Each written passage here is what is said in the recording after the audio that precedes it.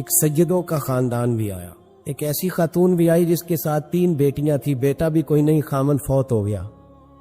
مسجد کے ساتھ مہمان خانے بنے ہوتے، وہاں اس نے بچوں کو ٹھہرایا اور نکلی سمرقند میں کہ کوئی آدمی مل جائے اور اس سے کہوں کہ تھوڑی سی مدد ہو۔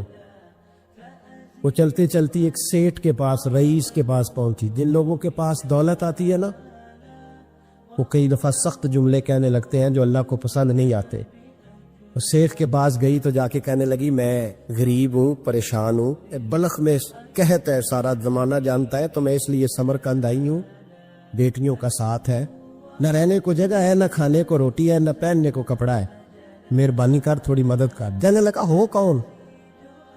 تو اس سے یہ زادی نا کان آگے کر کے، ہاں کسی پہ بھی حالات سخت آ سکتے، اللہ سے ڈرنا چاہیے، کان آگے کر کے نا کہنے لگی میں سید ذاتی اور یہاں میرا اپنا کوئی نہیں، مہربانی کر۔ تو وہ سیٹ صاحب، چودھری صاحب کہنے لگے مجھے کیسے پتا چلے گا تو سید ہے؟ تو سید زادی نے اپنا پلو کھولا اور اپنے آنسو دونوں آنکھوں سے صاف کیے تو کہنے لگی اللہ تیرا بھلا کرے، میں ثابت نہیں کر سکتی کہ میں حضور کا خاندان، میرے پاس کوئی دلیل نہیں، میں نہیں بتا سکتی، چل ٹھیک ہے، چلی گئی۔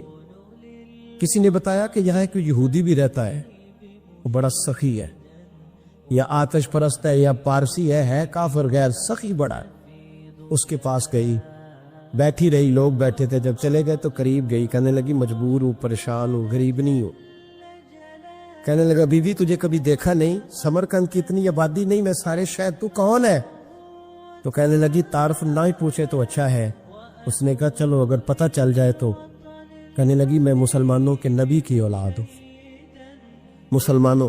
اس نے کہا پیغمبر خدا کی اولاد۔ اٹھ کے کھڑا ہو گیا، بی بی کو ساتھ لیا، گھر گیا، کہنے لگا جو صاف ستھرا کمرہ ہے نا اسے پھر دھو ڈالو، ایک دفعہ پھر دھو ڈالو۔ کمرہ دھلایا، صاف کرایا، پھر کہنے لگا بی بی میرے برتن زیادہ صاف ستھرے نہیں، میں نئے نہ خرید کے لا دوں۔ پھر نئے برتن لایا، پھر اپنے بچوں سے کہنے لگا اونچا نہ بھولنا، یہ سیدہ فاطمہ کی شہزادیاں آئی ہیں، یہاں کوئی شخص اونچی بات نہ کرے۔ پھر کہنے لگا بی بی جو میرا بالکل طیب اور حلال رزق ہے نا، یہ اس میں سے لنگر ہے، لیکن چونکہ میں غیب مسلم ہوں، مجھے سلیقے نہیں آتے، جیسا تیسا بھی ہو نا اسے قبول کر لینا۔ خاتون کو کہنے لگا یہ گھر ہے، جب تک جی چاہے یہاں رہنا، دیکھنا، ہو سکے تو رات اپنے نبی سے سفارش کرنا، میرا بھی کوئی مسئلہ، میری بھی کوئی قبولیت کہیں ہو جائے۔ وہ مسلمان کہلانے والا رات کو سویا، کہتے جنت سجی ہوئی ہے، لوگ جنت میں جا رہے ہیں، لائنیں لگی ہوئی ہیں، نبی پاک لوگوں کو جنت میں بھیج رہے ہیں۔ میں بھی دوڑ کے لائن میں لگ گیا، فرشتے نے میرا بازو پکڑا، کا پیچھے ہٹ۔ تو میں دوڑ کے حضور کی بارگاہ میں گیا، میں حضور سارے جنت میں جا رہے ہیں، یہ مجھے نہیں جانے دیتا۔ نبی پاک نے فرمایا تو کون ہے؟ کہ یا رسول اللہ میں مسلمان ہوں۔ کہتے حضور مجھ سے فرمانے لگے کوئی دلیل ہے تیرے پاس؟ دلیل ہے کوئی تیرے پاس؟ میں چپ کر گیا، فرمایا میری بیٹی تیرے دروازے پر آ ہی گئی تھی تو دلیلوں کوشنے لگ گیا تھا۔ میں جا دوڑ جا، سویرے آنکھ کھلی تو گلیوں میں ڈھونڈتا پھرتا ہے، تلاش کرتا پھرتا ہے، کونے کونے میں جاتا ہے وہ سادات کا گھرانہ کہاں گیا، ڈھونڈتے ڈھونڈتے اس غیر مسلم کے دروازے پہ جا کے پہچان لیا۔ تو کہنے لگا خدا کا واسطہ جو تو نے نوکری کی ہے نا ان کی مجھ سے 11 گنا لے لے، یہ سادات کا گھر مجھے دے دے۔ تو کہنے لگا کل تو آتا تو شاید بات اور ہوتی، آج بات اور ہے۔ اس نے کہا مہربانی کر، کہا نہیں کل تو آتا تو معاملہ اور تھا، آج معاملہ آج اور ہے، رنگ بدل گیا ہے، حالات تبدیل ہو گئے ہیں، اب تو دیکھتا کیا ہے، جا دوڑ جا۔ کہنے لگا نہیں مہربانی کر، دے دے، تو غیر مسلم ہے تیرا کیا تعلق؟ کہنے لگا چپ کر، غیر مسلم میں کل تک تھا، کل سے سجدوں سے پیار کیا ہے تو میرے حالات سنور گئے ہیں، وہ جو نظارے تو نے رات خواب میں دیکھے ہیں میں نے جاگتی آنکھوں سے دیکھے ہیں، میں نے جاگتی آنکھوں سے اور تو نے کسی مفتی پیر عالم کے ہاتھ پہ کلمہ پڑھا ہے؟ میں نے رات محمد عربی کے ہاتھ پہ کلمہ پڑھا ہے، شیخ الاسلام ابن المسلمین خواجہ قمر الدین سیالوی۔ خواجہ صاحب سچ مچ کے شیخ الاسلام تھے، اور اللہ تعالیٰ نے انہیں بڑا ہی اعزاز عطا فرمائی، بڑی بات تھی۔ ایسے شیخ بھی کم دنیا میں ہوتے، اور 20 علماء ان کے مرید تھے۔ پنڈی کے علاقے میں نا اپنے بہت سارے علماء، کسی علماء کی میٹنگ میں گئے تھے، علماء کافی تھے، تو ایک سید عالم تو انہوں نے نماز پڑھائی، عالم بھی تھے اور سید بھی تھے، جماعت کرائی، تو نماز کے بعد پتہ چلا کہ کوئی ایسی واضح غلطی ہو گئی ہے کہ نماز ہوئی نہیں۔ اب ہمارے تو کسی نمازی کو کسی مسئلے کا پتہ چل جائے دوسروں کو جینے نہیں دیتا، کہتا صرف میری نماز ٹھیک ہے، تم سب کی غلط ہے۔ اور پھر بندہ عالم ہو، اسے پتہ ہو مسئلے کا، تو پھر وہ سانس لینے دے، یہ بڑا مشکل کام ہے۔ علم یہاں بالکل زیادہ ہو تو پھر بندے کو حوصلہ ہوتا ہے، اس پہ کو پتہ ہے تھوڑا پانی ہوتا ہے نا برتن میں تو آوازیں زیادہ نکالتا۔ علماء سارے کہنے لگے جی جلدی سے بتائیں جی حضرت صاحب وہ نماز نہیں ہوئی، تو خواجہ صاحب نہ چپ کر جو، پتہ مجھے بھی ہے نماز نہیں ہوئی، پر مسئلہ یہ ہے میرا مولوی نہیں نا، یہ رسول اللہ کا خاندان ہے، اور تیری نسل پاک میں ہے بچہ بچہ نور کا۔ فرمایا کہ حضور کا خاندان ہے، چپ کر جاؤ، طریقے سے بات کرنی، ادب سے۔ اور کوئی عالم ہوتا تو میں لقمہ دیتا، یہ سادات ہیں، چپ کرو۔ چلو کہنے لگے میں نہ سوچ رہا ہوں کہ کوئی جملہ مل جائے تو شاہ جی کو کہوں کہ نماز نہیں ہوئی، حالانکہ بڑے عالم تھے خواجہ صاحب، وہ زبردست قسم کے محقق عالم۔ تھوڑی دیر کے بعد کہنے لگے لو جی مجھے نا مل گیا جملہ، میں شاہ جی کو بتانے لگا ہوں۔ کب بتائیں؟ تو سلام لیا آگے جا کے، شاہ جی کے ہاتھ چومے، کہنے لگے حضور آپ کے پیچھے نماز پڑھی ہے، سید ہے تو مزہ بڑا آیا ہے، ان 4 وقتوں کا بڑا ہی مزہ آیا ہے۔ ہمارا دل کرتا ہے کہ دفعہ یہی نماز دوبارہ نہیں پڑھا دیتے، مزہ ہی بڑا آیا ہے نا، ذرا ایک دفعہ دوبارہ نہیں پڑھا دیتے نماز، مزہ بڑا ہے۔ تو شاہ جی کہنے لگے لگ مجھے بھی رہا تھا نماز کوئی نہیں ہوئی، پر میں کہہ رہا تھا شاید میرا وہم نہیں ہو، لگ رہا تھا کہ نماز نہیں ہوئی۔ آپ بڑے سمجھدار آدمی ہیں، آپ نے سید کا ادب بھی بچا لیا ہے اور مسئلہ بھی بتا دیا ہے۔ تیری نسل پاک میں ہے بچہ بچہ نور کا، تو ہے عین نور تیرا سب گھرانہ نور کا۔ ہمارا تعلق اعلی حضرت فاضل بریلوی کے ساتھ ہے، اعلی حضرت فاضل بریلوی رحمت، ایک پیر صاحب نے دعوت دی، پیلی بھیت کے پیر صاحب تھے، دعوت دی، ان کے جلسے میں عرس پہ اعلی حضرت گئے، اور جب میرے امام پہنچے تو بے پردہ بیویاں سامنے بیٹھی تھی۔ میرا موضوع نہیں تھا لیکن بات ہو رہی تھی، سوال پوچھا جا رہا تھا تو وضاحت ضروری سمجھ رہا ہوں۔ بے پردہ بیویاں سامنے بیٹھی تھی، اور وہ بزرگ سید بھی کہلاتے تھے۔ اعلیٰ حضرت رحمت اللہ علیہ واپس پلٹے، واپس بھرے مجمع میں اٹھ کے آ گئے، دوڑا آیا، لوگ بھی تھے، کہنے لگے حضور آپ امام ہیں، بزرگ ہیں ہمارے، آپ کا رویہ نرم ہونا چاہیے، تھوڑا خیال کریں، کوئی غلطی ہے تو سمجھائے، آپ جا رہے ہیں، کوئی غلطی ہے تو سمجھائیں، رویہ نرم ہونا چاہیے، سمجھا دیں، آپ اٹھ کے جا رہے ہیں۔ آپ فرمانے لگے جو رسول اللہ کی شریعت کا لحاظ نہ کرے اس کے ساتھ نرم رویہ نہیں رکھنا چاہیے، نرم رویہ نہیں رکھ۔ فرمایا اگر آپ سید نہ کہلاتے ہوتے تو پھر میں کھڑے ہو کے بات کرتا، نرمی صرف اس لیے کی ہے کہ تیری نسل پاک میں ہے بچہ بچہ نور کا۔ لیکن وہ شاہ بھی کوئی قیمتی بزرگ تھے، سید صاحب بھی، وہ کہنے لگے حضور بھی میری طرف دیکھیں، بڑے مجمع میں کہتا ہوں مجھ سے غلطی ہوگی، آئندہ نہیں کروں گا۔ اور پھر میرے امام کی شان دیکھیں، جب شاہ صاحب نے بڑے مجمع میں کہا غلطی ہو گئی آئندہ نہیں کروں گا، تو لوگوں نے دیکھا کہ کروڑوں سنیوں کا تنہا امام زمین پہ جھک گئے اور سید کے پیر چومنے شروع کر دیے۔ فرمانے لگے اگر آپ غلطی مانتے ہیں تو میں بھی رسول اللہ کی اولاد کا نوکر ہوں، تو میرے بھائی یاد رکھے ایسے ہی تھوڑا آد ہے، ہم کوئی ایسے گرے پڑے لوگ نہیں جس مرضی آدمی کو اٹھ کے ماننا شروع کر دے۔ ہماری عقیدت بڑی غیرت مند ہے، ہمارے نظریات بڑے پختہ ہیں، اور ایک منٹ کے لیے بھی ہمیں کوئی شرمندگی نہیں، پار کے ادھر پھینکتے۔ ہم کیا سمجھتے ہیں کسی کے درجنوں مرید ہو یا لاکھوں مرید ہو، ہمارے لیے کسوٹی رسول اللہ کی شریعت ہے، نبی پاک کا دین معیار ہے۔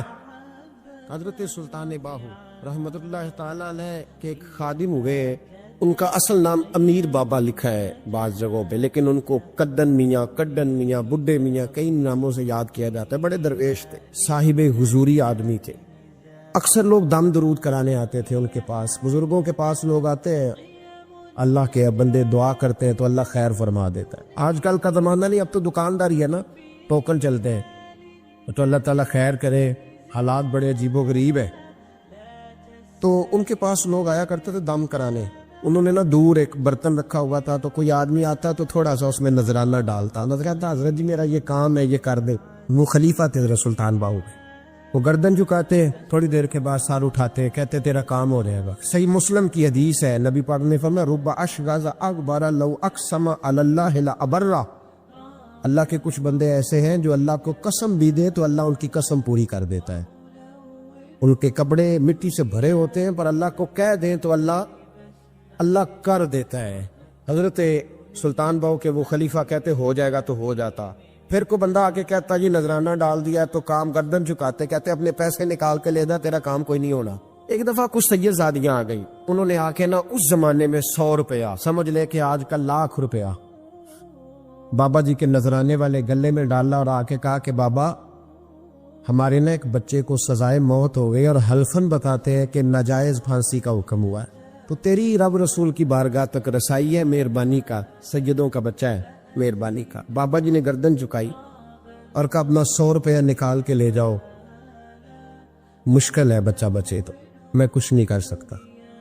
سید آدمیاں تھی، روتی ہوئی لوٹ گئی، بچے کی نانی زندہ تھی، ان کو جا کے بتایا تو وہ رونے لگ گئی، کہنے لگی تمہیں بات نہیں کرنی آئی، اللہ کے بندے بڑے نرم دل ہوتے، تمہیں منانا نہیں آیا، ورنہ یہ ہو سکتا تھا میں جاتی ہوں۔ وہ آئی، 100 روپیہ ڈالا اور بابا جی امیر صاحب کے پاس بیٹھ کے کہنے لگی بابا بات یہ ہے کہ ہم سید ہے سارا ہمارے گھرانے کا، پر چلو آج تک رسائی تیری ہے، آج کل تیرے تعلقات مضبوط ہیں تو مہربانی کر، کوئی غلط بات نہیں، بچے کو پھانسی غلط ہو رہی، مہربانی کر۔ بابا کہنے لگا اماں میرے بس میں نہیں، میں بھی تو اللہ کا کمزور بندہ ہوں نا، مالک کا کمزور بندہ ہوں، کو ضروری نہیں، دعا پہ فضل ہوتا ہے، اگر اس کی مشیت ہو تو پھر بندہ کیا کر سکتا ہے، تو اماں یہ کام نہیں ہو سکتا۔ تو اماں رونے لگ گئی، کہنے لگی کوئی نہیں، میں قیامت کے دن حضور کی بارگاہ میں تیری شکایت کروں گی، میں کہوں گی کہ میں نے بتایا تھا میں سید ہوں، اس نے توجہ ہی نہیں کی، میرا کوئی خیال ہی نہیں کیا۔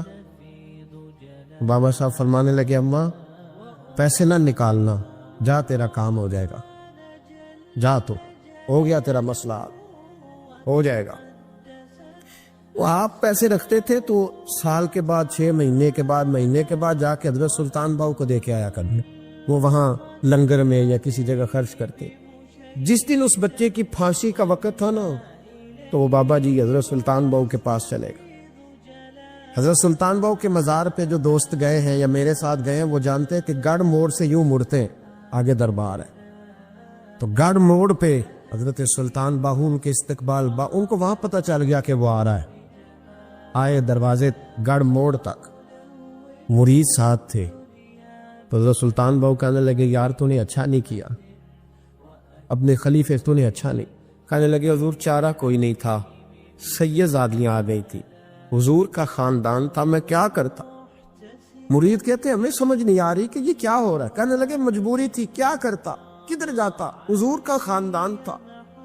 کہا تو نے اچھا نہیں، کہتے ہمیں نہیں سمجھ آ رہی کہ تو نے اچھا نہیں کیا، وہ کہتے ہیں حضور کا خاندان تھا، ہمیں اس کا معنی کیا ہے، کہتے تھوڑی دیر گزری، بچہ وہاں سے رہا ہو گیا، حضرت سلطان باہو کے خلیفہ کا انتقال ہو گیا، وہ وصال کر گئے، وصال ہو گئے، آپ نے جنازہ پڑھایا، دفن کیا، تو غلام کہنے لگے حضور یہ ماجرا کیا ہے؟ آپ فرمانے لگی اس نے اللہ کے حضور دعا کی تھی کہ مولا جناب اسرائیل نے اس دن کسی نہ کسی کی روح لینے جانا ہے نا، تو میری لے جائے۔ اب سید زادیاں دروازے پہ آ گئی ہے تو سادات کو تو خالی نہیں نہ بھیجا جا سکتا، مصطفیٰ کا خاندان ہے، حضور میری روح لے جائی جائے اور اس سید زادے کو چھوڑ دیا جائے۔ فرمایا اس نے اللہ کے حضور قربانی دے کے وَفَدَيْنَاهُ بِذِبْحٍ عَظِيمٍ، ایک سنار نے گلی میں ایک یتیم چھوٹے سے بچے کو گھومتے دیکھا تو سنار بے اولاد تھا، بچے کو اٹھا کے گھر لے آیا، 18 سال اس بچے کی پرورش کی، اس کو پالا پوسا، جوان کیا۔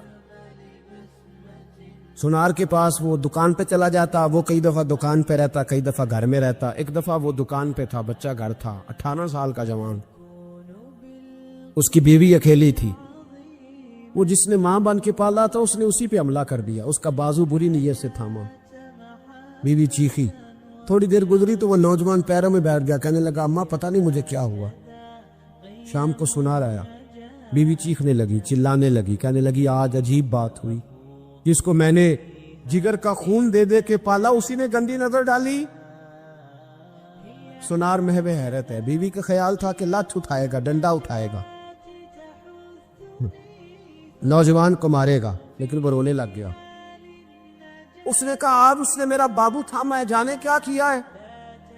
پریشان ہونے لگ گیا، سجدے میں گر گیا، کہا تو بتاتا کیوں نہیں؟ تو وہ سنار کہنے لگا اس کی غلطی نہیں، 18 سال کے بعد آج مجھ پر بھی شیطان سوار ہوا تھا۔ ایک عورت آئی تھی، اپنے بازوؤں میں چوڑیاں پہننا چاہتی تھی، تو میں نے بھی گندی نظر سے ہاتھ ڈالا تھا، رب کریم نے مجھے فوراً اس کی سزا دی۔ جن کے گھروں میں بیٹیاں ہوتی ہیں ان کی نظریں گندی نہیں ہوتی، جو بیٹیوں کے باپ ہوتے ہیں، جو بہنوں کے بھائی ہوتے ہیں، ان کی نظریں گندی۔ اور اگر تو ٹیلی فون کرتا ہے، تو کسی عورت کے ساتھ تعلق رکھتا ہے، تو یہ بات لکھ لے، امام فخر الدین رازی 1، علامہ اسماعیل حقی 2، ملا جلال الدین رومی 3، امام خازن 4، امام جلال الدین سیوطی 5 حدیث کے استاد اور محدث لکھتے ہیں کہ اگر تو کسی پر گندی نظر ڈالے گا تو تیرا گھر بچ سکتا، یاد رکھ نہیں بچے، اس لیے کہ تیری نظر کسی کی بیٹی کو بیٹی سمجھ، تاکہ تیری بچی کا پردہ قائم رہے۔ کسی کی بہن کو، یہ کیا بات ہوئی کہ تو جتنا مرضی گند معاشرے میں پھیلاتا رہے تیرا گھر بچا رہے، یہ کیسے ہو سکتا؟ فَإِنَّ لَهُ مَعِيشَةً ضَنْكَ، اللہ فرماتے ہیں زندگی تنگ ہو جائے گی تیرے لیے مشکل، تو ڈھونڈتا پھرے گا کہ میں مرنے کو جگہ تلاش کروں۔ سچی توبہ کریں، کھری توبہ کریں۔ یہ گناہ انسان کو مجبور کر دیتے۔ حضرت عبداللہ بن مبارک رحمت اللہ تعالی علیہ، ان کے سینکڑوں شاگرد تھے، ایک شاگرد کے انتقال کا وقت آیا تو گھر گئے ملنے۔ آپ کہتے ہیں میں نے زور لگا لیا پر اس کی زبان پر کلمہ جاری نہیں ہوا۔ میں اسے کہتا کلمہ پڑھ پر اس کی زبان پر جاری۔ اللہ اکبر، بہت بڑی نعمت ہے۔ دعا فرمائیں اللہ ایمان کی موت عطا فرما، ایمان کی موت دے اللہ کریم، ایمان کی موت دے۔ ایسے بھی لوگ دیکھے ہیں، مسجد نبوی ہے، رسول اللہ کا شہر ہے، سر سجدے میں ہے، روح پرواز کر گئی، روح پر وقت۔ کتنا نصیبوں والا ہے، کتنا نصیبوں والا ہے کہ مسجد نبوی میں سر سجدے میں رکھا ہے، اور اللہ تبارک و تعالیٰ نے محبوب کے قدموں میں موت عطا فرمائی۔ تو حضرت عبداللہ بن مبارک کہتے ہیں میں نے اس کو کہا کلمہ پڑھ، تو اس کی زبان پہ جاری نہیں ہوتا۔ میں بار بار کہتا تو وہ منت کرتا، کہتا حضور میں کوشش کرتا ہوں جاری نہیں ہوتا۔ فرماتے میں پریشان ہو کے اٹھا، ابھی میں دروازے پہ پہنچا تھا، اس نے چیخ ماری اور روح پرواز کر دی۔ بچے رونے لگے، بیوی رونے لگی، تو میں نے اس کی بیوی سے کہا کہ یہ جرم کیا کرتا، اتنا بڑا پاپی پہ کلمہ جاری نہیں ہوا۔ اس کی زوجہ کہنے لگی حضرت جی 2 گناہ تھے اس کے، ایک تو یہ شراب کا عادی تھا، روکتی تھی باز نہیں آتا تھا، اور دوسری بات یہ کہ یہ اپنی اماں کا نافرمان تھا، وہ 2 گلیاں چھوڑ کے رہتی ہے، یہ کبھی ملنے نہیں گیا تھا۔ اس بوڑھی کا کلیجہ اس کی طرف سے بڑی تکلیف میں تھا۔ تو حضرت عبداللہ بن مبارک کہنے لگے جا تو بھی دعا کر، اس کی ماں کو بھی کہہ دعا کرے کہ یہاں تو یہ کلمہ نہیں اسے نصیب ہوا، اللہ کرے اللہ آخرت کی منزلیں اس کی بہتر فرما دے۔ میرے بھائی ایسے گناہ، حضرت مالک بن دینار نے توبہ کی، توبہ کی انہوں کس طرح؟ فرماتے میں نشے کا عادی تھا، کسی نے مجھے کہا کہ بطور دوائی شراب پی لو تو میں نے پی لی، نشے کا عادی تھا، شراب پیتا تھا۔ اللہ تعالیٰ نے بڑی منتوں اور کوششوں کے بعد، منتوں کے بعد ایک بیٹی عطا فرمائی، وہ بھی 2.5-3 سال کی ہوئی تو پردہ کر گئی۔ کہتے میں اس کی قبر پہ بیٹھ کے گھنٹوں روتا، شراب کا عادی تھا۔ ایک دن سویا تو خواب دیکھتا ہوں کہ میرے پیچھے ایک بڑا سانپ لگ گیا، اور سانپ جب منہ کھولتا ہے تو انگارہ نکلتا ہے۔ میں پھر دعا کرتا ہوں اللہ ہمیں معاف فرمائے، اللہ ہم سے درگزر۔ میں کچھ قبرستانوں میں جاتا ہوں تو میں وہاں سانپ بچھو پھرتے ہوئے دیکھتا ہوں، اور ڈر آتا ہے کہ ہم یہاں آنے والے ہیں۔ یہ لوگ کہہ رہے ہیں کہ تمہاری تیاری ہے، کسی وقت بھی اعلان ہو جائے گا کہ چلو بھائی چلو فلاں صاحب کا جنازہ ہے، اٹھو۔ لوگ کہتے ہیں جلدی کرو، اور ایک کونے میں ایک شخص یہ بھی کہتا ہے کہ دیگ بھی رکھ لو، مہمان بڑے جمع ہو گئے، اور ایک کونے میں لوگ یہ بھی کہتے ہیں کہ برف ٹھنڈی لے آؤ، لوگوں نے پانی بھی پینا۔ پہلے اعلان ہوتا ہے کہ فلاں فوت ہو گیا، پھر اعلان ہوتا ہے جنازے کا ٹائم ہو گیا، پھر اعلان ہوتا ہے جنازہ اٹھایا جائے گا، اور پھر بات ختم ہو جاتی ہے. پھر کل من علیہ فان، پھر کوئی نہیں پوچھنے آتا. ختم ہو گئے، قصہ ہی ختم ہو گیا. ان لوگوں کی کہانی مٹ گئی، ختم ہو گئے. بڑے بڑے کج کلا، کوئی پوچھنے والا نہیں. موت کا راج ہے موت کا راج. موت راج کرتی ہے بس، اور کسی کا راج نہیں. وہ راج کرتی ہے، جدھر جاتی ہے اسی کا راج ہے، راج کر رہی ہے. تو حضرت مالک بن دینار کہتے ہیں قبرستان میں میں نے دیکھا، میں خواب دیکھتا ہوں، بڑا اژدہا، اس کے منہ کے اندر آگ میرا پیچھا کر رہا ہے. کہتے میں خواب دیکھ رہا ہوں. میں دوڑا، لیکن وہ اژدہا جب میں دوڑا تو میرے آگے آ کے کھڑا ہو گیا. میں مشرق کو دوڑا تو وہاں بھی آ گیا، مغرب کو دوڑا تو وہاں بھی آ گیا. جناب مالک بن دینار کہتے ہیں ایک بوڑھا شخص کمزور مجھے بچانے آیا، پر اس اژدہا نے پھونک ماری تو وہ بوڑھا آدمی دور جا گرا. کہتے میں چیختا تھا، چلاتا تھا. ایک پہاڑی پہ میں بھاگا گیا تو وہاں مجھے میری بیٹی ملی، مجھے فوت ہو گئی. وہ اس اژدہے کے آگے اس نے یوں ہاتھ کیا تو اژدہا پیچھے بھاگ گیا. میں نے بیٹی کو گود میں اٹھایا، میں نے کہا بیٹی یہ کون تھا؟ کہنے لگی ابا یہ تیرا برا عمل تھا، یہ تیرا برا عمل تھا، یہ تجھے کھا جاتا اگر میں نہ ہوتی. تو کہا یہ بوڑھا جو مجھے بچانے آیا یہ کون تھا؟ کہا یہ تیرا اچھا عمل تھا، پر کمزور بڑا تھا، تھوڑا تھا، یہ تیرے برے عمل کا مقابلہ کرنے کی ہمت نہیں رکھتا تھا. حضرت مالک بن دینار کہتے ہیں میری بیٹی نے خواب میں میری داڑھی پکڑ لی اور کہنے لگی ابا میں چاہتی ہوں تو صحیح ہو جا، ایسا نہ ہو کہ پھر تیرے پیچھے یہ اژدہا لگ جائے. حضرت مالک بن دینار کہتے ہیں جب میں سو کے اٹھا تو میری داڑھی آنسوؤں سے بھری ہوئی تھی، اور اس کے بعد میں نے توبہ کی. اس طرح کی توبہ کی کہ پھر میں نے کوشش کی کہ دوبارہ میں اپنے رب کی نافرمانی نہ کروں. حضرت عبداللہ ابن عباس فرماتے تھے جو دنیا میں ہنس ہنس کے گناہ کرتے ہیں نا، ہنس ہنس کے، جھوٹ ہنس ہنس کے بولتے، ہنس ہنس کے لوگوں کی غیبت کرتے، فرمایا یہ جو تمہیں ہنس ہنس کے گناہ کرتے نظر آتے ہیں ان کا رونا قیامت میں دیکھا نہیں جائے، ان کے آنسو قیامت میں دیکھے نہیں جائے. جو ہنس ہنس کے گناہ کرتے یہ روئیں گے. فَلْيَضْحَكُوا قَلِيلًا وَلْيَبْكُوا كَثِيرًا. رب فرماتا ہے زیادہ رویا کرو، کم ہنسا کرو. نبی پاک علیہ السلام روتے تو صحابہ کہتے حضور آپ اتنا کیوں روتے ہیں؟ تو محبوب فرماتے جو میں جانتا ہوں وہ تم نہیں جانتے. بھائیو قبروں میں اکیلے جانا ہے، کبھی غور کرنا، اکیلے کوئی بندہ ساتھ حساب دینے نہیں جائے. اماں بڑا پیار کرتی ہے لیکن قبر میں کبھی کوئی ماں بھی ساتھ دفن نہیں ہوتی. اپنا اپنا حساب دینا، مشکل وقت ہے، حساب کر لینا چاہیے، تیاری کر کے رکھنی چاہیے. گناہ اگر یہاں ہماری زندگی کو تنگ کریں گے تو وہاں بھی ہمارے لیے مشکلات پیدا کریں. نبی کریم علیہ السلام نے فرمایا ہے کہ اللہ بڑا مہربان ہے، اللہ بڑا کریم ہے، اللہ بڑا ستار ہے. اور یاد رکھو جب کوئی اس کی ریٹ کو چیلنج کرے، جب کوئی اس کے قانون کو توڑے، جب کوئی اللہ کی اعلانیہ نافرمانی کرے، پھر رب کریم کی غیرت کو، اس کے عدل کو جوش آتا ہے. توبہ کرے سچی، مسجد کی حاضری دے پابندی کے ساتھ. میری آپ سے ہمیشہ یہ گزارش رہتی ہے کہ مسجد کی حاضری پابندی سے دے. میں اپیل کرتا ہوں داڑھی رکھ لے، یہ میرے نبی کا طریقہ ہے صلی اللہ تعالی علیہ. واپس آ جا، ہماری بقا نہ ہمارے دین میں ہے. کوئی نہیں ہمیں رکھے گا، کوئی نہیں رکھے گا، کوئی نہیں. میرا ایک دوست رات بتا رہا تھا کہ سعودی عرب میں ایک شخص نے 30 سال محنت کی، تو جب وہ مرا ہے وہیں اس کے گھر میں فون کیا تو اس کے گھر والوں نے کہا جناب آپ کو مشکل ہوگی ڈیڈ باڈی بھیجنے میں، وہیں دفن کر دیں. ہاں اگر اس کا کوئی پیسہ ہے تو وہ ذرا اکاؤنٹ میں بھیج دیں، بچیوں کو ضرورت ہے. او بھائی تو اکیلا جائے گا، تیرے لیے مشکل ہو جائے. اپنے بھی ساتھ یقین کریں، بچے دعائیں کرانے آتے ہیں، کہتے ہیں حضرت جی دعا کریں اللہ اماں کی سختی معاف کر دے. اس کا مطلب کیا ہے کہ اماں اب جائے، اب ہمارا نمبر آئے. بچے تو انتظار کر رہے کہ ابا جائے اور گدی پہ ہمارا نمبر آئے. تیاری ہے، اکیلے جانا ہے، اکیلے سخت سا مرحلہ ہے، اکیلے سارا کچھ فیس کرنا. آج توبہ کریں، وہاں کے کیڑے یہاں رہ کے مارے، اپنے ساتھ ظلم نہ کریں. ہم اس قابل نہیں کہ وہاں جا کے مقابلہ کر سکیں. بچیں، اپنے آپ کو محفوظ کریں، بچائیں.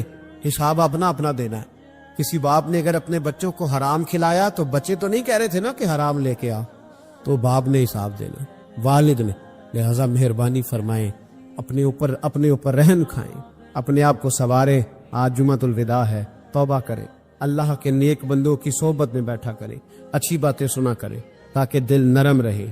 ان جگہوں سے بچے جو گناہ کی طرف لے کے جاتی، ظلم سے، زیادتی سے، جبر سے بچے. اپنے آپ کو اپنے رب کریم کی بارگاہ میں جھکا دے. ہمارا کہیں اور گزارا نہیں، کوئی نہیں ہمیں پوچھے گا. اقبال رو پڑے آخری عمر میں، رو پڑے اور اللہ کی بارگاہ میں عرض کرنے لگے، نہ جہاں میں کہیں بھی امان ملی، جو امان ملی تو کہاں ملی، میرے جرم خانہ خراب، تیرے عفو بندہ نواز میں، پناہ صرف اللہ رسول کی بارگاہ میں. حضرت مصعب ابن عمیر بڑے مالدار تھے اور بڑے مہنگے جوڑے پہنتے تھے. پھر اللہ نے کرم کیا اور حضور کی غلامی میں آ گئے. میں حضرت مصعب ابن عمیر کو پڑھ کے نا تو ایک جملہ میں نے نیچے لکھا ہے. میں نے کہا اس کا مطلب ہے کہ سوٹوں میں، کوٹھیوں میں، گاڑیوں میں سکون نہیں. سکون تب بھی ہے جب ضمیر مطمئن ہو جائے. مالدار آدمی تھے پر یہاں پھٹے پرانے کپڑوں میں آ گئے، اس لیے کہ وہاں سب کچھ تھا، دل مطمئن نہیں تھا. تو پہلے حبشہ گئے ہجرت کر کے، پھر مکے واپس آئے. نوجوان آدمی، بوڑھا آدمی نہیں، جوان. نبی پاک صلی اللہ علیہ وسلم نے ڈیوٹی لگائی، فرمایا مدینے مجھ سے پہلے جاؤ، جا کے تبلیغ کرو. یہ وہاں گئے کسی کے گھر میں، حضرت اسد بن زرارہ رضی اللہ تعالیٰ عنہ کے گھر میں ڈیرا لگایا. وہاں بنی ظفر کا ایک گھر تھا، ایک حضرت اسد بن زرارہ کا، وہاں تبلیغ کرتے، دین بتاتے. جوان آدمی اور امیر آدمی، منت کرنے کی کیا ضرورت ہے؟ کسی کی منت کرنے کی کیا ضرورت ہے؟ پر دروازے رسول پہ آئے نا. حیدر شاہ اس گلی کدے نہ رول دی، پر ان تے رول گئیاں. آئے نا تو آ کے حضور کی بارگاہ سے پیغام لے کے یہاں پہنچ گئے. حضرت اسد بن زرارہ کے گھر میں ان کا قیام تھا رضی اللہ تعالیٰ. وہ مسلمان ہو چکے تھے اور ان کی خالہ کے بیٹے تھے حضرت سعد بن معاذ، جو قبیلہ بنو اشہل کے سربراہ تھے، اپنے قبیلے کے سردار تھے اور خالہ کے بیٹے تھے. وہاں آ گئے. حضرت مصعب بن عمیر نے تبلیغ شروع کر دی. شروع میں غریب لوگ کلمہ پڑھنے والے تھے، بات ذرا پھیلنے لگی تو حضرت سعد بن معاذ نے خود نہیں کہا، خالہ کے بیٹے تھے نا، کہا وہ ناراض نہ ہو جائے. حضرت سید ابن حدیر کو بلایا اور بلا کے کہنے لگے، یار تو جا، میرا وہ خالہ کا بیٹا ہے، میں کوئی بات کروں گا تو وہ ناراض ہو جائے گا، جا سمجھا. وہ ہمارے سادہ لوگوں کو کہہ رہے ہیں کہ تمہارے باپ دادا بھی گمراہ تھے، بت پوجتے تھے، واپس آؤ. تو وہ تو ایک نئی طرح نے ڈالے، جا کے. اب وہ بھی سردار بندے تھے. دوسرا یہ کہ اگر کوئی کسی کو اشتعال دلا کے بھیجے، وہ کسی کو کہہ کے بھیجے کہ جا کے کمال کر دے، تو ہی ہے جو اٹھا سکے.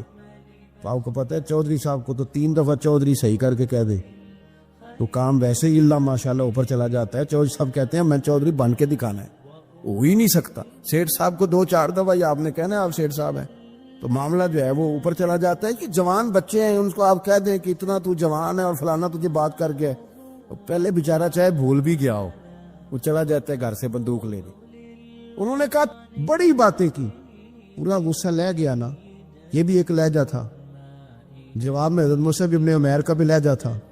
اب باتیں کرتے رہے تو یہ ہنستے رہے. تو یار اس رستے کا مسافر ہی نہیں، یہ تو ان کو پوچھنا جو مسافر ہیں، کہہ جو کہنا ہے. تو تر شروع ہو کے گالی 1000 دے، یہ وہ نشہ ہی نہیں جو کوئی ترشی اتار دے.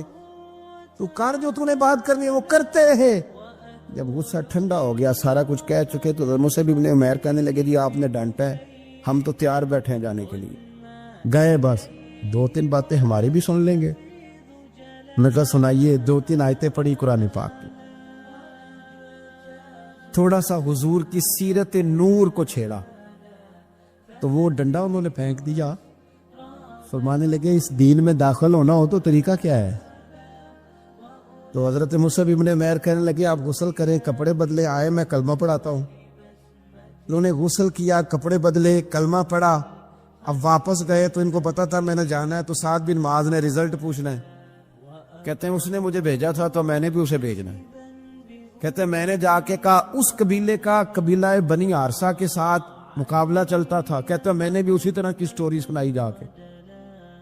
حالانکہ حضرت سعد بن معاذ کہتے ہیں جب یہ آ رہے تھے نا واپس تو میں سمجھ رہا تھا بندہ وہ نہیں جو میں نے بھیجا تھا، اس میں کوئی انقلاب آ گیا، تبدیلی آ گئی. آ کے کہنے لگے یار تیری وہ خالہ کا بیٹا ہے، میں نے کیا مقابلہ کرنا ہے، وہ تو بنو عارصہ والے بھی لڑ رہے ہیں، تمہارا شریکہ بھی لڑائی کر رہا ہے، تو تم جاؤ ان کو بھی منع کرو اور اپنے شریکے کو بھی کہو کہ یہ ہمارے گھر کا مسئلہ ہے، ہم خود نمٹ لیں گے، تم جاؤ۔ کہتے ہیں میں نے کہا اچھا اگر تجھ سے بھی نہیں نہ ہوا تو اب مجھے ہی 2 ہاتھ کرنے پڑیں گے۔ آستینیں چڑھا لیں، ڈنڈا پکڑ لیا، کہتے ہیں گیا اور جا کے جو مجھ سے ہو سکتا تھا میں نے کہا، جب میں پوری طرح کہہ چکا نا، اب وہاں تو لہجہ بدل چکا تھا نا۔ حضرت سیدنا مصعب ابن عمیر تو طے کر لیا تھا نا، سیکھا تھا نا حضور سے، تو معاملہ بڑا انفرادی تھا، رنگ ہی بڑا انوکھا تھا، کہے جس نے جو کہنا ہے۔ اب یہاں تو معاملہ دوسری طرح کا ہوگا، پوری کہتے ہیں میں نے بات کر لی، تو وہ میں نے کہا جاتے ہو کہ نہیں، کہنے لگے تھی جانا ہے، جانا کیوں نہیں، تاری مار اڑانا باہو اسی تے اگے ہی اڈن آ رہے، تیار بیٹھے، ہمیں مدینے والے نے کہا تھا حبشہ جاؤ تو گئے تھے، واپس مکے آؤ تو آئے تھے، اب یہاں بھیجا ہے تو تاری مار اڑانا باہو اسی تے اگے ہی اڈن ہارے۔ آپ نے فرمایا جانا تو ہے، اور آپ کہہ رہے ہیں جاؤ تو ہم جاتے ہیں، لڑائی نہیں کرتے، پر 2-3 باتیں ہماری بھی سن لو۔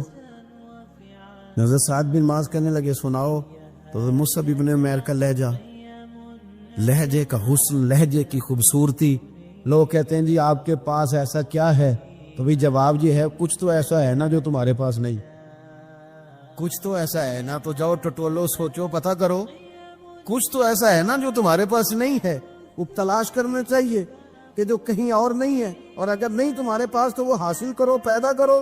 حضرت سیدنا مصعب ابن عمیر نے 2-3 آیتیں سنائیں، حضور کی باتیں سنائیں، تو سن کے صحابہ کی باتیں جب لوگ مسلمان ہوتے تھے، پھر سرور عالم کی یارو گفتار کا عالم کیا ہوگا۔ انہوں نے 2-3 باتیں سنائی تو حضرت سعد بن معاذ بھی مسلمان ہو گئے۔ اب واپس گئے، یہ قبیلے کے سردار تھے، اور یہ وہ لیڈر تھے جن پر قبیلہ جان دیتا تھا۔ سارے لیڈر اس طرح کے نہیں ہوتے کہ قوم کا ایک خائن ہے، بددیانت ہے، لیڈر تھے پر قبیلہ جان دیتا تھا۔ جا کے کھڑے ہوئے قبیلے والوں کے پاس، کہنے لگے میرے بارے میں تمہارا کیا خیال ہے؟ انہوں نے کہا سردار کوئی پوچھنے والی بات ہے، یہ تو ہماری کو نیکی ہے کہ آپ جیسا سردار ملا ہے۔ فرمانے لگے مجھ سے پیار کرتے ہو؟ حضرت جی بڑا۔ فرمایا مجھ پر تمہارے ساتھ آج کے بعد کلام حرام ہے۔ کہا کیوں؟ کہنے لگے اتنی دیر کلام نہیں کروں گا جتنی دیر تم مدینے والے رسول کا کلمہ پڑھ کے مسلمان نہیں ہے۔ ام ربیعہ ایک خاتون تھی، بڑی نیک عورت تھی، بغداد میں رہتی۔ اللہ تبارک و تعالیٰ نے بڑی دولت عطا فرمائی، ان کی شادی بھی ایک دولت مند سے ہوئی، ایک دولت مند سے شادی ہوئی۔ فرماتی ہیں کہ میں چھت پہ بیٹھی تھی اپنے شوہر کے ساتھ، وہ دولت مند تو بڑا تھا پر متکبر بھی بڑا تھا۔ دروازے پہ فقیر مانگنے آیا تو میرا خاوند بالکنی سے جھانک کے کہنے لگا اسے کچھ نہ دینا، اس دکاندار ہے، یہ دنیا دار بنے ہوئے ہیں، جان بوجھ کے مانگتے ہیں۔ تو میں نے کہا میں تیری دولت سے نہیں دوں گی، میرے میکے سے جو کچھ آیا اس میں سے دینے کی اجازت دینا۔ اس نے کہا جانا ہی نہیں۔ تو عورت کہتی ہے اس مانگنے والے کا، اس جو دروازے پہ شخص کھڑا تھا، اس کے مانگنے والے کا جو انداز تھا وہ بتاتا تھا کہ کئی دنوں کا بھوکا ہے۔ اس جوان کے چہرے پر عجیب بھوک تھی۔ کہتی میں شوہر سے نظر بچا کے آئی اور میں نے چند دینار اس کی ہتھیلی پہ رکھے، جب رکھ کے میں نے دروازہ بند کیا تو سامنے میرا شوہر کہنے لگا میری بغیر اجازت کے دیتی ہے، جا تجھے 3 طلاقیں۔ کہتی میں عزت مند باپ کی بیٹی طلاق لے کے گھر آ گئی، جرم میرا یہ ہے کہ میں نے اللہ کے رستے میں خیرات کی ہے۔ کہتی ہیں میرا والد پریشان کہ غلطی جس کی مرضی ہو، قصور تو بیٹیوں کا ہی ہوتا ہے نا، لڑکے پاک کے پاک رہ جاتے ہیں، منگنی بھی ٹوٹ جائے تو بچی کی جو حالت ہوتی ہے وہ کوئی بتا سکتا ہے؟ تو کہتی ہے میں شدید پریشان، میرے والد اور والدہ بھی پریشان، رشتہ کہاں سے آئے گا؟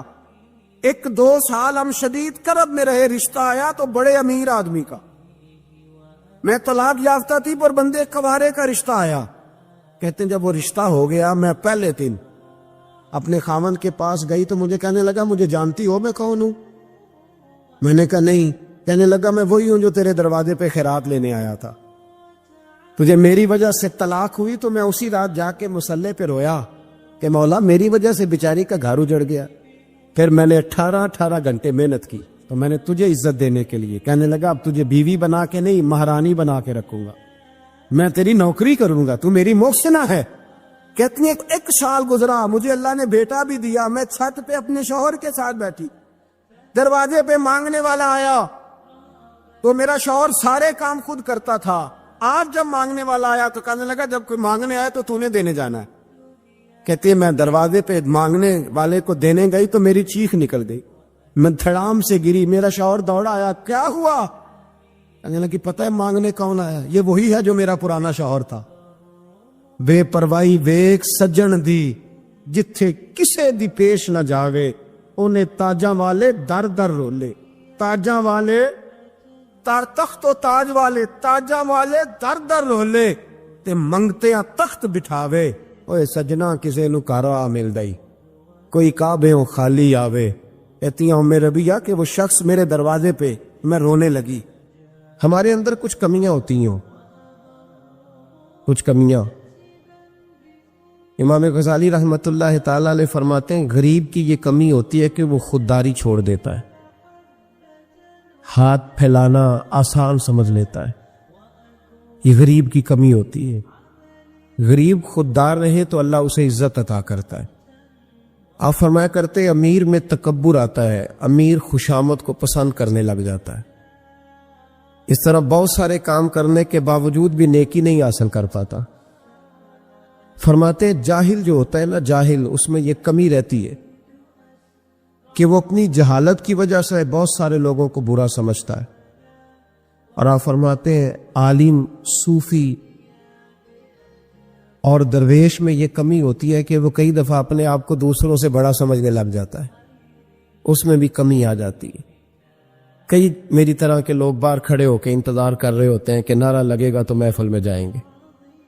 میں نے بعد میں لوگ مطالبہ کرتے ہیں کہ میں نے تلاوت کیا تو بتاؤ کیسی کی ہے، ان کا دل کرتا ہے کہ کوئی کہے آج بڑی اچھی نعت پڑھی ہے، کوئی کہے کہ آج تو آپ کی تقریر نے کمال کر دیا۔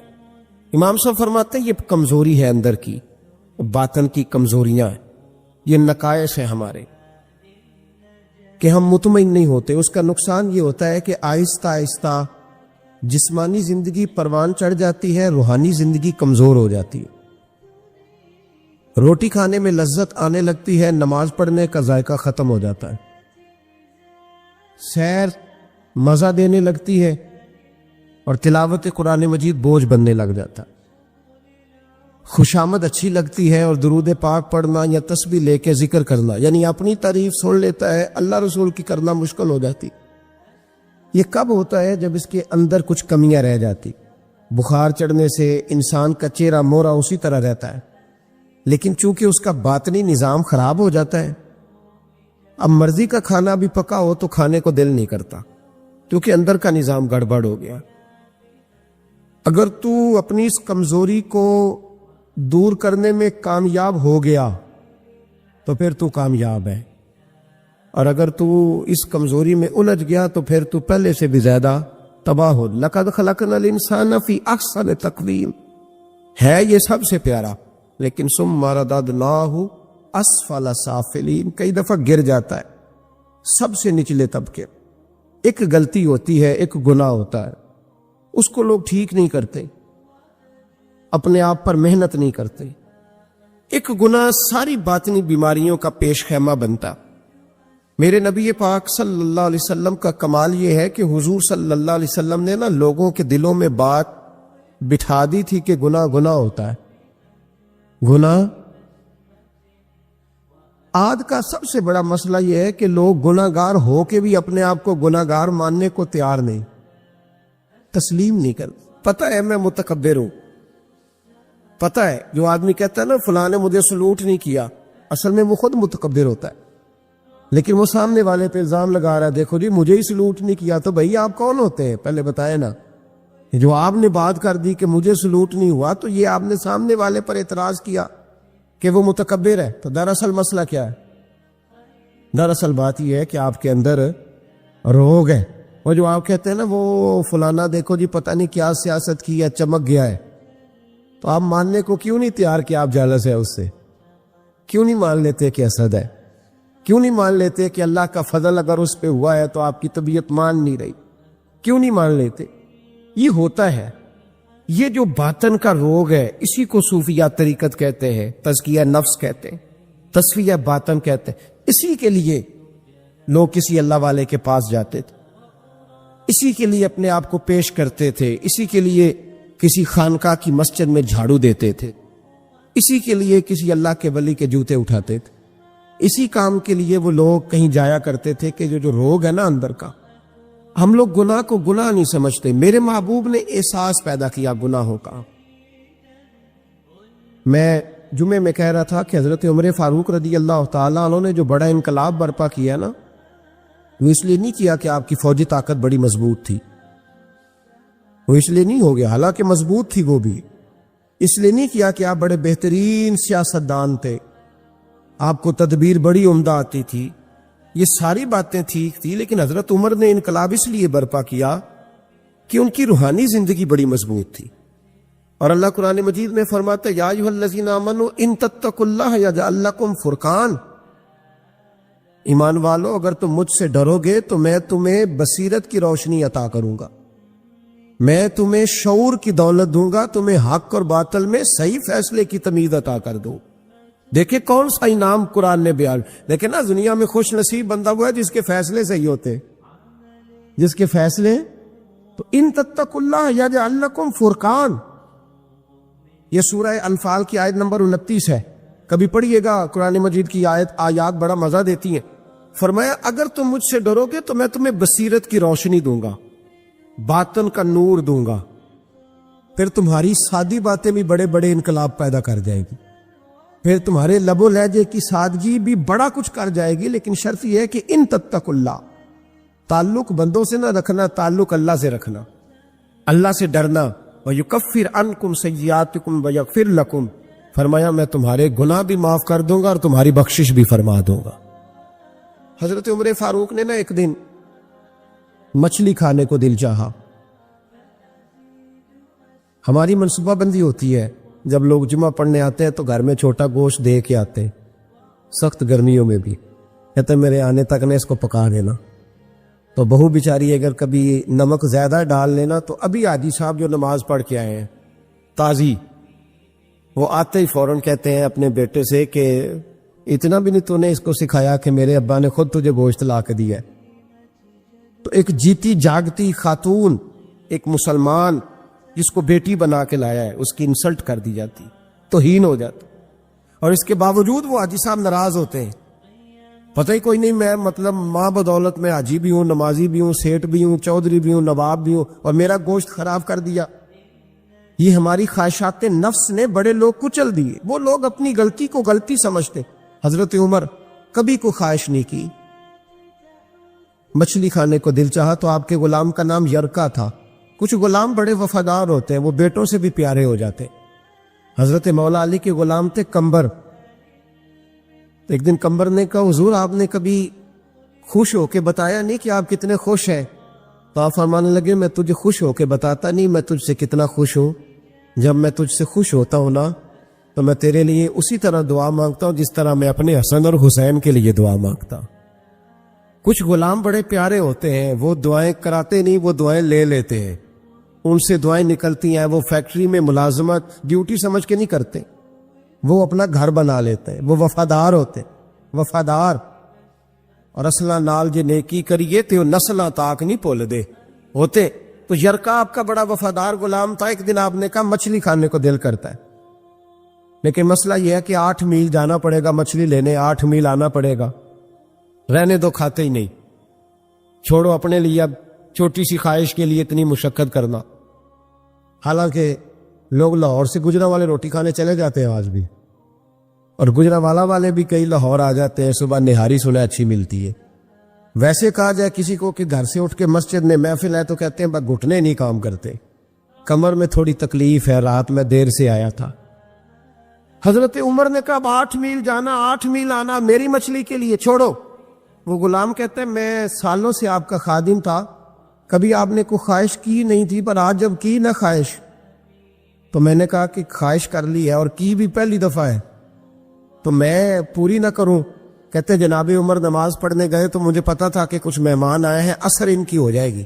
کہتے میں نے حضرت عمر کے پیچھے نماز پڑھی، ظہر کی 2 رکعتیں سنت پڑھ کے تو میں گھوڑے پہ بیٹھا، عربی نسل کا گھوڑا بندھا ہوا تھا، دوڑا کے گھوڑا میں پہنچ گیا۔ عربی نسل کے گھوڑے کو 8 میل کیا کہتے؟ کہتے ایک ٹوکرا مچھلی کا خریدا، کئی کلو مچھلی خرید کے تو میں حضرت عمر کی عصر کی نماز ہونے سے پہلے پہلے واپس بھی آ گیا۔ کہتے ہیں گھوڑے کو میں نے ٹھنڈی چھاؤں میں باندھا تاکہ اس کو پسینہ آیا تو خشک ہو جائے، جناب عمر کہیں دیکھ نہ لے۔ کہتے وہ اس کو پسینہ خشک ہو گیا، جب میں اس کے قریب گیا تو گرد و غبار، وہ پسینہ خشک ہوا تو جو مٹی کیچڑ تھا وہ خشک ہو گیا، تو میں نے کہا حضرت عمر تو پھر دیکھ لیں گے۔ کہتے میں فٹافٹ گھوڑے کو کنویں پہ لے گیا، میں نے اسے غسل کرایا اچھی طرح۔ جب گھوڑے کو غسل کرایا پھر لا کے چھاؤں میں باندھا۔ ہماری خواہشیں ہوتی ہیں تو کیا حال ہوتا ہے، لیکن یہ خواہش پوری کر کے ڈر رہے، ضمیر زندہ ہے نا، اندر کے روگ ختم ہو چکے۔ فرماتے ہیں کہ جب عصر کی نماز پڑھ کے حضرت عمر آئے، میں نے بھی نماز ان کے پیچھے پڑھی، گھر آئے تو میں نے کہا حضور اللہ نے آپ کی خواہش پوری کر دی، مچھلی کا بندوبست ہو گیا ہے، بس تھوڑی دیر میں پکا کے پیش کرتا ہوں۔ کہتے میں نے یہ لفظ کہے تو جناب عمر اٹھے اور گھوڑے کے پاس چلے گئے، گھوڑے کی پشت پہ ہاتھ پھیرا، اس کی ٹانگوں پہ ہاتھ پھیرا، پھر حضرت عمر گھوڑے کے کانوں کے پاس گئے تو اس کا ایک کان اوپر اٹھایا تو کہنے لگے یرکا ادھر آ یار۔ تو میں قریب آیا تو کہنے لگے تو نے سارا گھوڑا دھو ڈالا ہے پر کانوں کے پیچھے سے پسینہ خشک کرنا تجھے یاد ہی نہیں رہا، وہ کانوں کے پیچھے وہ تو یہاں نہیں تو نے پانی ڈالا، تو بھول گیا تھا۔ اور پھر حضرت عمر گھٹنوں کے بل زمین پہ بیٹھ گئے، کہنے لگے او یار یرکا ادھر آ، تیری وفا میں شک کوئی نہیں، پر میں کوئی زیادہ نیک آدمی نہیں ہوں، میں کوئی زیادہ پرہیزگار نہیں ہوں، میں تو دعائیں مانگتا ہوں میری نیکیاں بدیاں برابر کر کے اللہ مجھے معاف کر دے، میں نے کوئی زیادہ تقوی نہیں اختیار کیا۔ یار ایک بات بتا، اگر یہ گھوڑا قیامت کے دن اللہ کی بارگاہ میں کہے کہ یا اللہ عمر نے اپنی ایک خواہش پوری کرنے کے لیے مجھے 16 میل کا سفر کرایا، اے اللہ میں جانور تھا، بے زبان تھا، یہ میری غلطی تھی، 16 میل کا سفر ایک خواہش پوری کرنے کے لیے، تو یرکا تو بتا میرے جیسا وجود کا کمزور آدمی مالک کے حضور گھوڑے کے سوال کا جواب کیسے دے گا؟ وہ یرکا کہتے ہیں میں اپنے باپ کے فوت ہونے پہ اتنا نہیں رویا تھا جتنا میں آج رویا، میں تڑپ اٹھا کہ حضور یہ والی سوچ، یہ والا، یہاں تو لوگ اپنے نوکر کو 4 تھپڑ مار کے کہتے ہیں پھر کیا ہو گیا میں تیرا مالک نہیں، اس کو رسوا کر کے کہتے ہیں پھر کیا ہو گیا، کوئی بات ہے؟ یہاں بہو کو 20 گالیاں دے کر اور غریب رشتہ دار کو برا بھلا کہہ کر اپنے ملازم کو لوگ نیچا دکھا کے خوش ہوتے، کہتے ہیں دیکھا نا پتہ چلا میں چودھری ہوں، میں افسر ہوں، میں فلاں ہوتا ہوں، میری چدراہٹ، غلام رونے لگا۔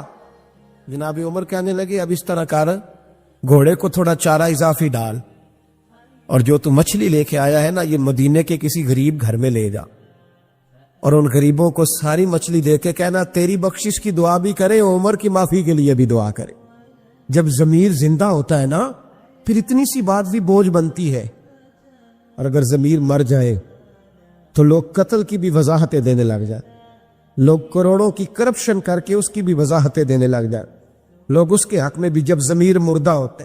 میرے محبوب نے وَيُزَكِّيكُمْ کی شان کے ساتھ کمال یہ دکھایا، ضمیر زندہ کر دی، زندہ کر دیے ضمیر، ذرا ذرا سی پڑھیے نا بخاری، قبیلہ غامدیہ کی ایک عورت نبی پاک کی بارگاہ میں آئی، کوئی اسے گرفتار کر کے نہیں لایا، کسی نے درے مار کے نہیں منوایا، خود آئی، آ کے عرض کرنے لگی یا رسول اللہ میں بھول گئی تھی، شادی شدہ ہونے کے باوجود زنا کر بیٹھی ہوں، اور جب سے غلطی ہوئی ہے ساری رات نیند نہیں آتی، حضور مہربانی کی جائے۔ نبی پاک صلی اللہ علیہ وسلم دیکھیں یہاں مجرم مانتا ہی نہیں، اور یہاں مجرم کیا کہہ رہے ہیں؟ حضور فرمانے لگے ہمیں کیسے پتہ چلے گا کہ تو نے گناہ کیا ہے؟ یعنی تو ثابت کر کے تو گناہ گار ہے کہ نہیں؟ امام نبوی شرح مسلم میں کہتے ہیں کمال ہے کہ وہ خاتون کو ثابت کرنا پڑ رہا ہے، تو وہ رو کے عرض کرنے لگے یا رسول اللہ میرے پیٹ میں ناجائز بچہ ہے، یہ دلیل ہے کہ میں گناہ گار ہوں، میرا شوہر تو ہے ہی نہیں۔ شارحین نے لکھا ہے کہ وہ کئی جہاد پہ تھے یا جو بھی مانا تھا، ناجائز بچہ ہے،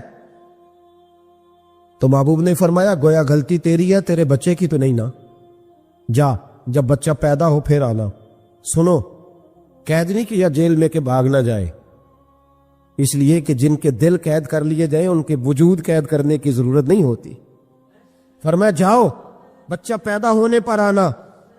حضرت ابو ہریرہ فرماتے ہیں بچہ پیدا ہونے کے بعد 8 مہینے کے بعد آئی، گود میں چاند سا بچہ ہے، کہنے لگی محبوبہ بچہ پیدا ہو گیا ہے، میری کبھی سزا کا اعلان ہو جائے نا تو حضور میری وہ راتوں کی نیندیں بحال ہو جائیں۔ تو نبی پاک صلی اللہ علیہ وسلم نے فرمایا گویا غلطی تیری ہے، تیرے بیٹے کی تو نہیں نا، جا اسے دودھ پلا، جب یہ روٹی کھانے کے قابل ہوا تو دوبارہ آنا۔ قید نہیں کیا، 2 سپاہی نہیں ساتھ بھیجے۔ صحابہ کہتے ہیں پھر 2 سال کے بعد آئی، بچے کے ہاتھ میں روٹی کا لقمہ ہے، آ کے عرض کرنے لگی محبوبہ یہ روٹی کھانے لگ گیا ہے، پر یا رسول اللہ میری نماز کی لذت چلی گئی۔ سونیا میں کعبہ تو دور رہ گیا، میں مسجد کو بھی غور سے نہیں دیکھتی کہ میں نے تو رب کو ناراض کیا ہوا ہے۔ محبوبہ میں تیرے جلوے بھی غور سے نہیں دیکھتی، میں کسی صحابی کا چہرہ بھی نہیں دیکھ پاتی، مجھے معافی مل جائے، مجھے پاک کر دیا جائے، رحمت ہو جائے۔ محبوب نے بچہ ایک صحابی کو دیا، فرمایا اپنے بیٹے سے زیادہ شفقت کر کے پالنا۔ صحابی بچہ لے گئے، نبی کریم علیہ السلام نے سزا کا اعلان کیا، فرمایا لے جاؤ اسے، روڑے مارو، سنسار کر دو، پتھر مار مار کے مار دو۔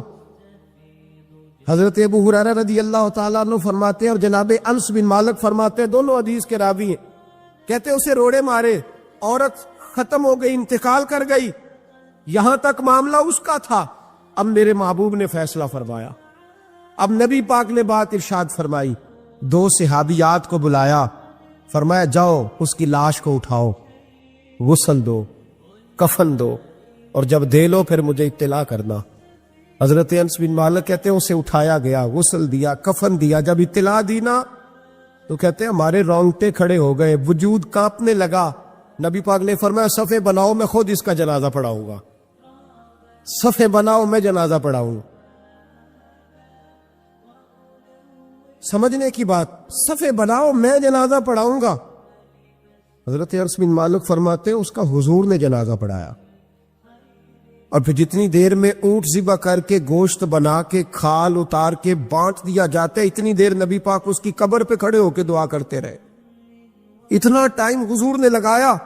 ایک صحابی نے کہا یا رسول اللہ اس کے لیے جس نے ناجائز بچہ جنا، اس کے لیے آپ نے اتنا اہتمام کیا؟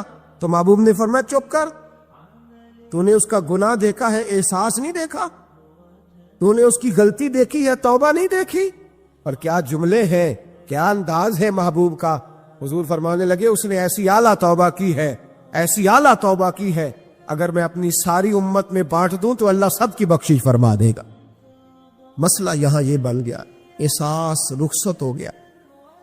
ہمارا حال یہ ہے کہ ہم اپنے وجود پر لاشوں کا بوجھ تو لیے پھرتے ہیں، لیکن اپنی غلطیوں کو سدھارنے کو تیار نہیں ہوتے، ہم اپنی خطائیں ٹھیک کرنے کو تیار نہیں۔ اور یہ یاد رکھیں عادتیں بدل جایا کرتی، عادتیں بدلتی ہیں، حضور عادتیں بدلنے تو آئے ہیں، اخلاقیات ٹھیک ہوتے ہیں، حضور اخلاق سنوارنے تو آئے ہیں۔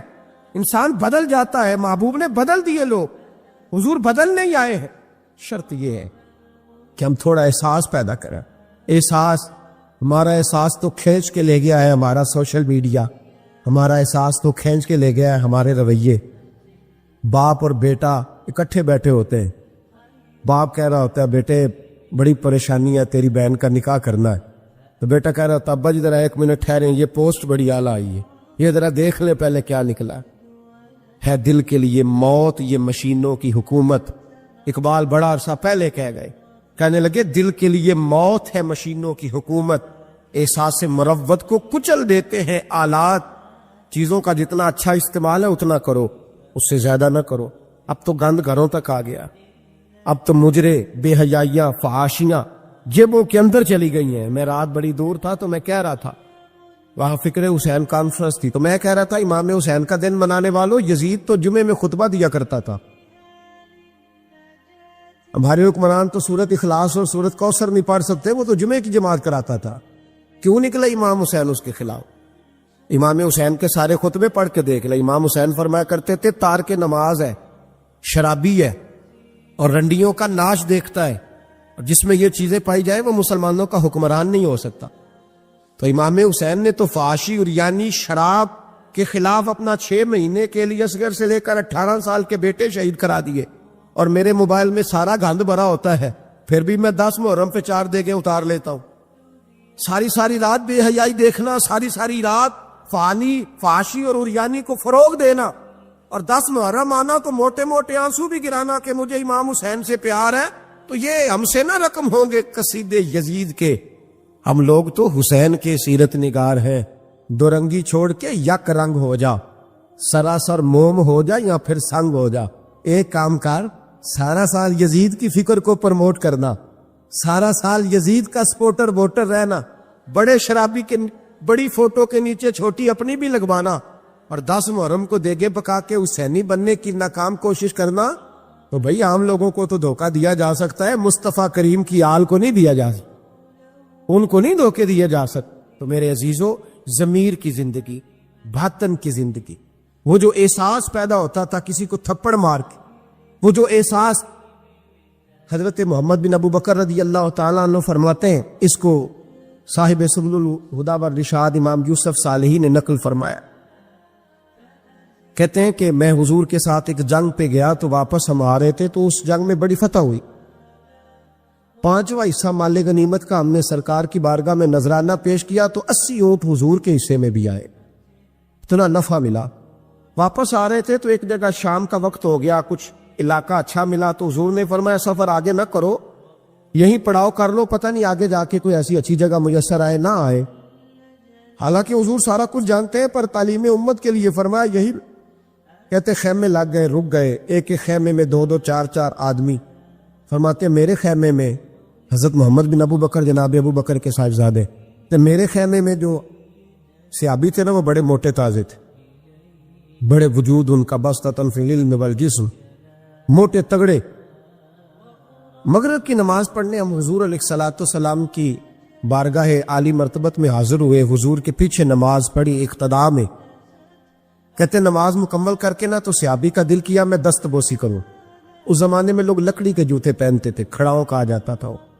حضور کے قدمین شریفین پر نالین مقدس نہیں تھے، اور حضور کا وجود نا بڑا نازک تھا. صحابہ کہتے ہیں جب دست مبارک میں ہاتھ ملاتے تھے تو حضور کا دست مبارک کستوری سے زیادہ خوشبو والا ہوتا تھا اور برف سے زیادہ ٹھنڈا ہوتا. تو فرماتے حضور کی بارگاہ میں نا نماز کے بعد جب صحابہ بکھرے تو وہ بھی آگے بڑھے سلام. یہ کچھ لوگ آتے ہیں سلام لینے، مجھے بڑی تکلیف ہوتی ہے جب دھکے لگتے ہیں نا، تو میں کہتا ہوں یار نہ آیا کرو، ہم کون سا کوئی اتنے اعزاز والے لوگ پھر دھکے لگ. اور کچھ اتنی محبت سے سلام لیتے ہیں، اتنی محبت سے سلام لیتے ہیں کہ کئی دفعہ جوڑ ہل جاتے ہیں. اتنا زبردست سلام لیتے ہیں. وہ پیچھے کھڑے ہوتے ہیں تو ہاتھ کھینچ لیتے. اب وہ طبیعت بھی نہیں چاہتی کہ کسی کو کچھ کہا جائے، لیکن وہ بعد میں محسوس ہوتا ہے کہ یہ محبت ہوئی ہے، اور محبت میں معاملات بڑے دور نکل جاتے ہیں کئی دفعہ. تو محبت تو اس کا نام ہے کہ محبوب کو آسانی کس بات میں ہے، محبوب کو آسانی کس بات میں ہے. محبت اس چیز کا نام، اس چیز کا نام نہیں کہ میں کیا خواہش کر رہا ہوں محبوب وہ والی کرے، نہ وہ راضی کس بات میں ہے. میں گڈی تے ہتھ ڈور سجن دے، وہ جینج رکھے اونج رہنا. واجب نہیں جے وچ شریعت مندہ خسم نو کہنا. بات تو یہ ہے کہ اس کو آسانی کس بات میں. آمدام برسرے مطلب اس سلام لینے کے لیے جب آگے بڑھے نا تو جوش میں دوڑ کے آگے بڑھے. حضور کے دستے مبارک کو چوما. لکڑی کے جوتے پہنے تھے، حضور کے قدم مبارک پہ جوتا نہیں تھا. انہوں نے اپنے پیر سے حضور کا پیر دبا دیا.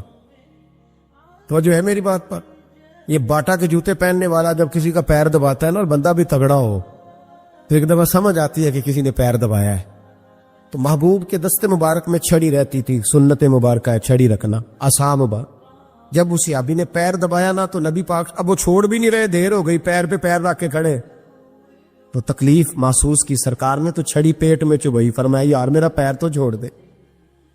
اب وہ پیچھے ہٹے تو بڑے پریشان ہوئے کہ یہ مجھ سے کیا ہو گیا، کانپنے لگے، رونے لگے. حضور نے فرمایا کوئی بات نہیں جاؤ.